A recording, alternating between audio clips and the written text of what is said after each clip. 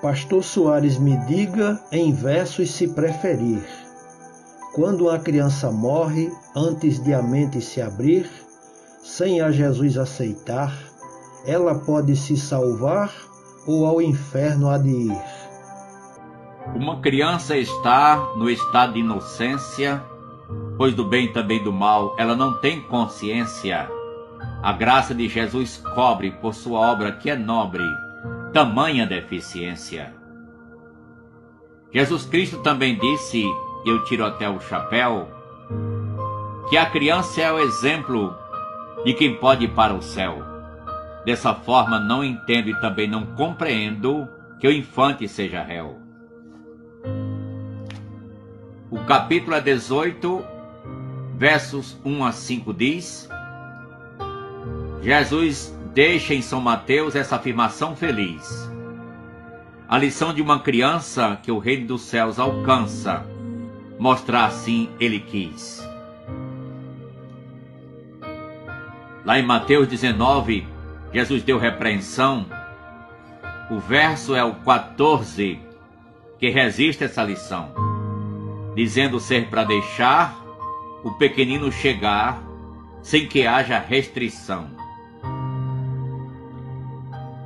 Na entrada triunfal de Cristo em Jerusalém, lá em Mateus 21 e 16 registra bem que o perfeito louvor ao Supremo Criador desses pequeninos vem.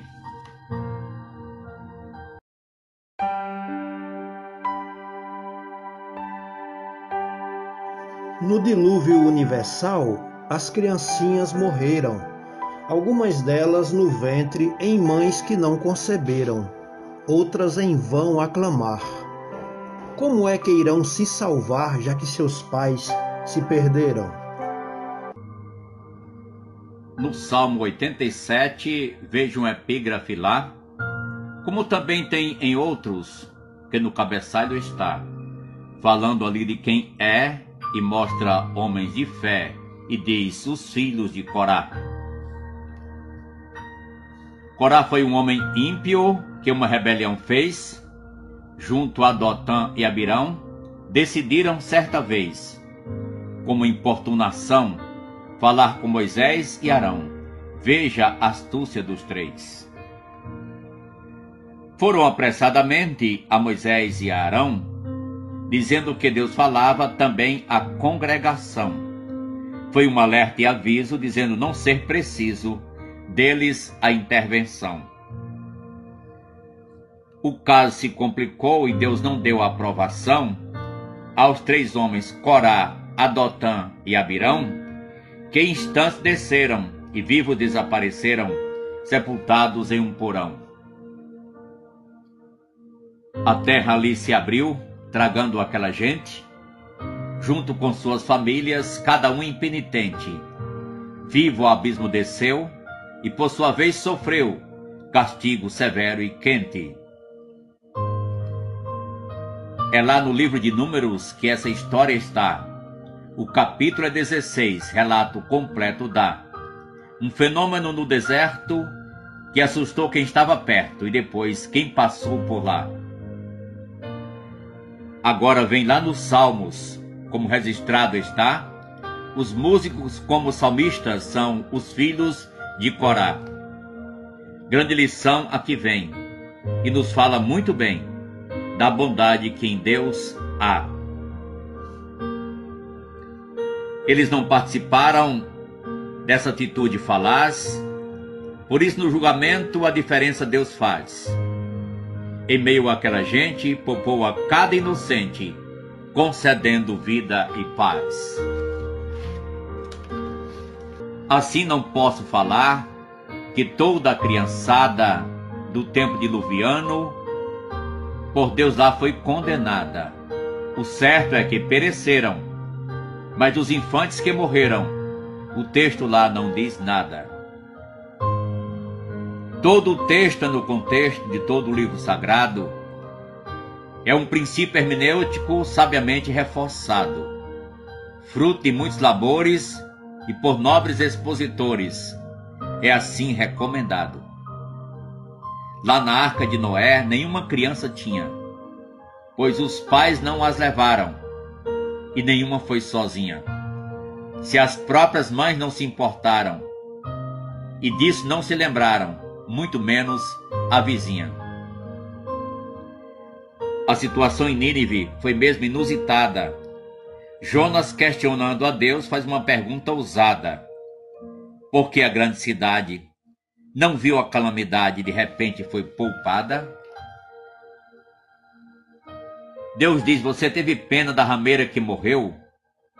E de 120.000, por que não teria eu essas crianças livrado e o mal não ter enviado desse julgamento meu?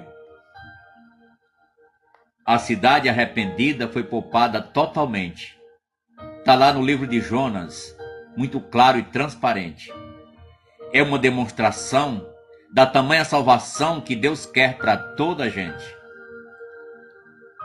Uma criança não tem noção de se arrepender, mesmo sendo pecadora, herdando desde nascer.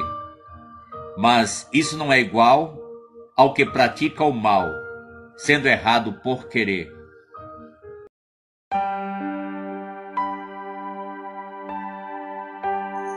Os coraitas cantando, os seus males espantaram, e no templo certamente tais histórias escutaram, e a vida inteira temeram, pelo que seus pais comeram, seus dentes não embotaram.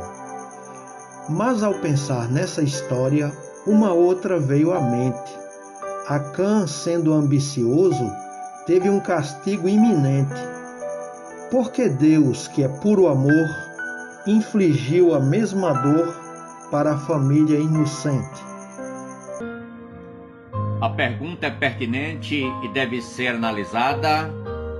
Em Josué capítulo 7, essa história é registrada. Fui lá, olha, de repente, para ver se tinha inocente, e não encontrei foi nada. Mas se esse não é o caso, deu para me entender, como é que os demais pagaram por algo sem merecer? Mas a resposta está dada na cena apresentada antes desta acontecer. Muitos soldados morreram na investida que deram contra a cidade de Ai e conquistá-la não puderam. Voltando em disparada, morrendo muitos na estrada, pagando o que não fizeram. O pecado afetou toda a coletividade. Quando Josué orou, Deus lhe mostrou a verdade. Tem pecado no arraial. Isso trouxe grande mal e a derrota na cidade. Acã era ambicioso e tinha família ao seu lado, indicando assim haver pensamento unificado. Quando o julgamento veio, quem estava ali no meio foi gravemente afetado. Com o pecado da ganância, o mal ele cometeu, quebrando a regra sagrada que ao seu povo Deus deu. Por isso a família inteira, em consequência ligeira, com ele também morreu. Em Josué capítulo 7, essa história tem lugar. Deus lá mostrou o problema e também como consertar, mostrando assim então o mal e a solução para o seu povo ensinar.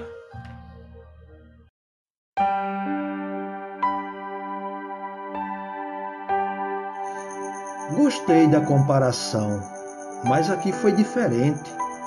Acã cobiçou o tesouro e agiu indevidamente. Por razões particulares, além dos familiares, morreu mais gente inocente. Josué mandou soldados, uns 3.000, para observar a terra de Ai, porém, depois veio a lamentar. 36 foram abatidos pelos erros cometidos por Acã. Como explicar? Diz a Bíblia que o filho pelo pai não pagará, pois ele livra o inocente e ao culpado punirá. Nenhum crime cometeram estes que em Ai morreram, relatos disso não há. relatos disso não há, mas não que Deus esqueceu. Pois o tempo era de guerra e instruções ele deu. A cidade conquistada seria subordinada ao total domínio seu.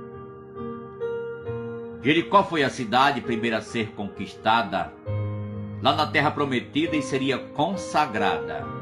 Segundo a lei que existia, ela a Deus pertenceria, sem que alguém tirasse nada. Em Josué capítulo 6, o verso 17 diz, também no verso 18, que para o povo ser feliz, teria que se lembrar e essa santa lei guardar, pois foi assim que Deus quis. Nada assim tomariam, segundo a instrução dada. A palavra que ali há foi muito bem colocada. Em hebraico é Sherem, e representa muito bem que a Deus foi destinada. A Deus sim foi consagrada, mas para destruição. Não poderiam errar, foi dito de antemão, pois consequências viriam, e todos ali teriam tamanha decepção. Se as primícias forem santas, toda massa então será, e a raiz também sendo, o ramo acompanhará.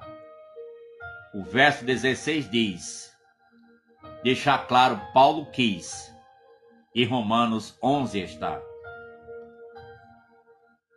Aquilo que para Deus tinha sido consagrado, Acã foi lá e furtou, por isso foi conturbado. Com quem a ele pertencia, foi morto naquele dia, apedrejado e queimado. Muitos conhecem o ditado que em nosso meio tem, é comum dizer, fulano bagunçou com o xerém. E foi isso que Acã fez, mas pagou por sua vez, e muitos outros também.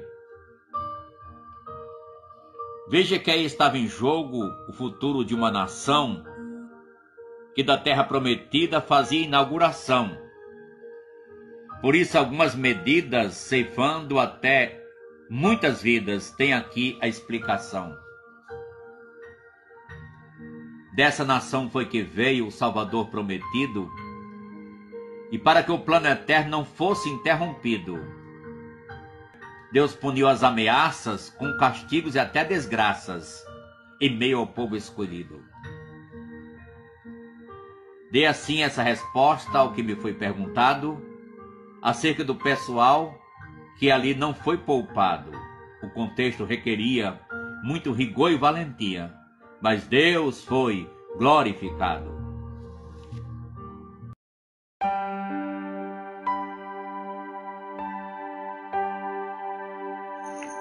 Ainda não terminei os meus questionamentos a respeito de Acã, os castigos violentos por seus erros pessoais sobraram para os animais, os seus bois e os seus jumentos.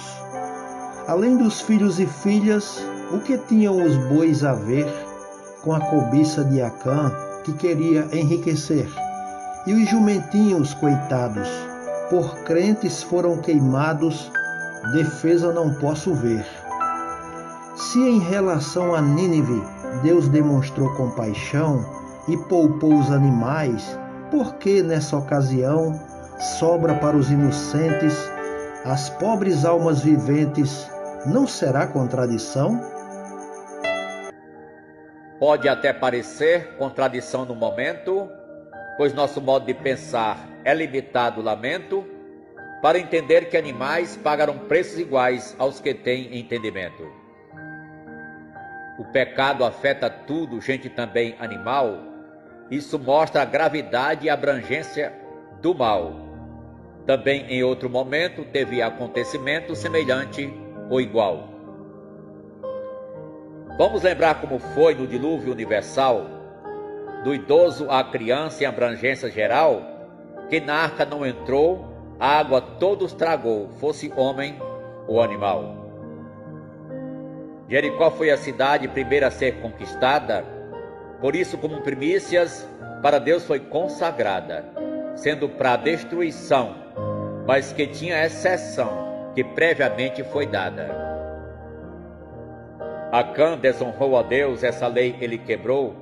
Com isso toda a nação ele ali representou, bagunçando na chegada com a herança consagrada, por isso o preço pagou. Como ponto de partida nada tinha que ficar, fosse o povo ou seus bens, era preciso tirar, para não deixar nem sinal de todo aquele mal, foi preciso até queimar. Era uma nova vida nessa terra prometida, que levou 40 anos para a nação querida começar a se apropriar e de tudo desfrutar, sem que fosse interrompida. Ali estava em jogo o futuro da nação, de onde um dia viria o autor da salvação. Isso Satanás já via, e usando Acã queria trazer interrupção. O plano eterno de Deus não poderá ser frustrado. O decreto soberano permanece inalterado, mesmo que seja preciso punição como juízo. Ele então foi exaltado. A pergunta é respondida com essa explicação. A glória de Deus é acima de qualquer situação. E a consequência do mal vem para homem e animal. Isso foi desde Adão.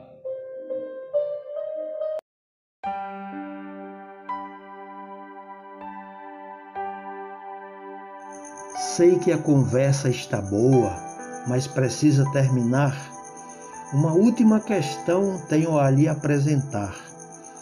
Estou matutando aqui nos males que o rei Davi veio em vida a praticar. Por uma mulher casada, de repente se atraiu, apesar das que já tinha, a cobiça o possuiu. Não só se fez traidor, mas praticou um horror, conforme depois se viu.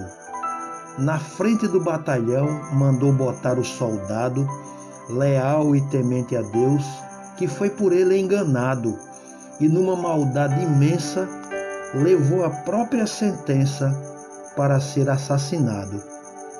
Foi falso com quem o amava, mandante de um cruel crime, fez coisas abomináveis que a palavra mal exprime. Com a viúva se casou, o seu harém aumentou, mas Deus depois o redime. Deus foi severo com Acã, cruel foi a punição. Teve um trato diferente com Saul e Absalão. Puniu nas chamas ardentes a crianças inocentes, mas a Davi deu o perdão. Mas como se não bastasse, algo terrível se deu, pois da mácula conjugal bela criança nasceu, da ex-esposa de Urias, que durante 7 dias cruéis dores padeceu. Com uma espécie de tumor, muito sofreu a criança. O rei Davi e a esposa tiveram em Deus confiança.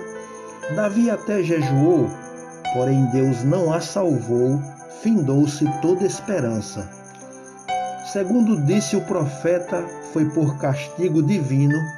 Davi, além do adultério, tornou-se um vil assassino. Porém não foi castigado como Acã, que foi queimado. Quem pagou foi o menino. Nem vou falar nas cidades que então foram sitiadas. Por Davi e outros reis, pessoas foram esmagadas, a multidões dominaram, criancinhas deceparam, riquezas foram tomadas. Friamente analisado, o quadro é perturbador.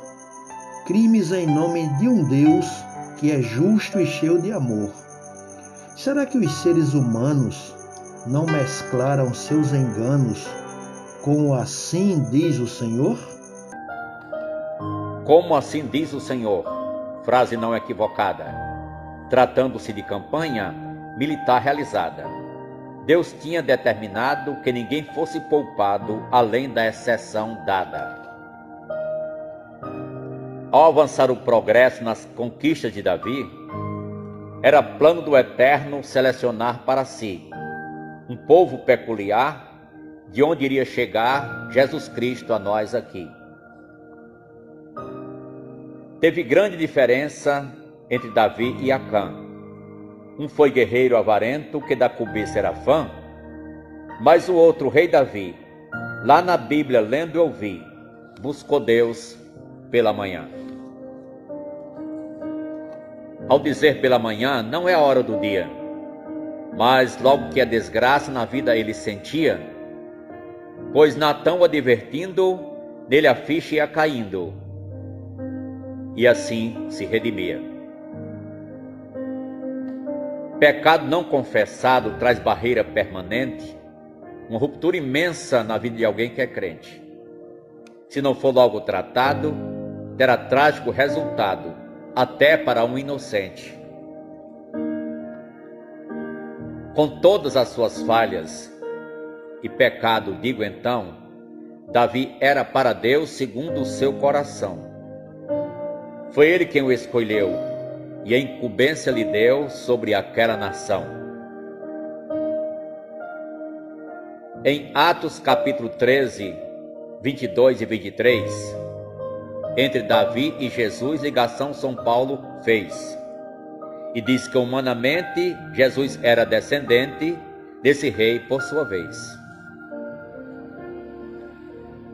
Deus agiu com transparência para com a humanidade, não deixou nada escondido, mas disse toda a verdade. Ninguém ficou enganado, e sim foi conscientizado da sua graça e bondade. Foram muitas as investidas do inimigo sagaz, tentando impedir os planos que em seus decretos Deus faz. Mas Deus por Davi lutou, e o opositor recuou, dando passos para trás. Romanos capítulo 9 nos chama bem a atenção. Verso 14 a 18 fala-nos da compaixão, que Deus pode assim usar na maneira de tratar segundo o seu coração. Endureceu a Faraó, e nele foi glorificado, de modo que em toda a terra foi seu nome anunciado. Usando o expediente da situação vigente, Deus assim foi exaltado. Ainda no mesmo texto, capítulo 9, repito, 19 a 24, com clareza está escrito. Pergunta: quem és tu, ó homem? Tuas questões te consomem. Não achas isso esquisito? Tudo, enfim, Deus programou com amor e perfeição, e na sua soberania preparou de antemão vaso bom e vaso errado, que seria então usado em qualquer situação.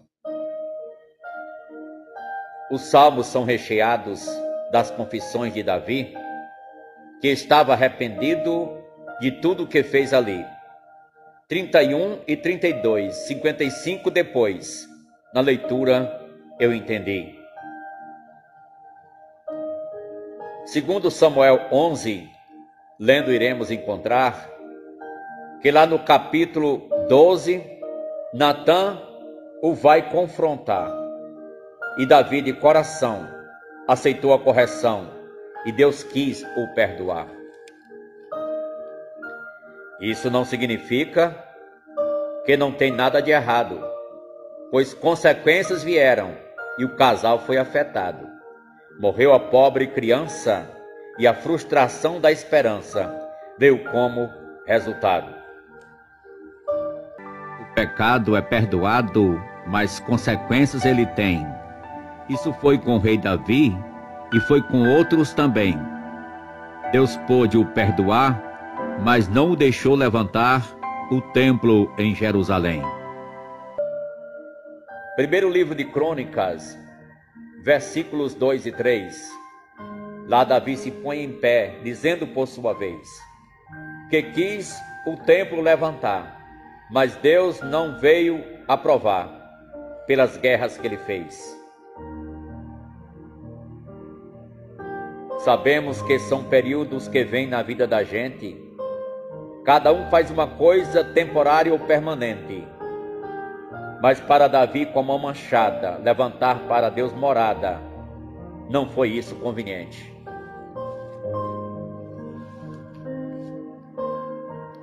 Procurei com diligência trazer esclarecimentos com base nas Escrituras aos seus questionamentos. Ao poeta e camarada, deixo ao fim dessa empreitada os meus agradecimentos. Um certo adágio eu li, que se conhece mais alguém, e sobre a sua pessoa nas perguntas que ele tem, do que quando a responder ao questionado ser, mesmo que responda bem.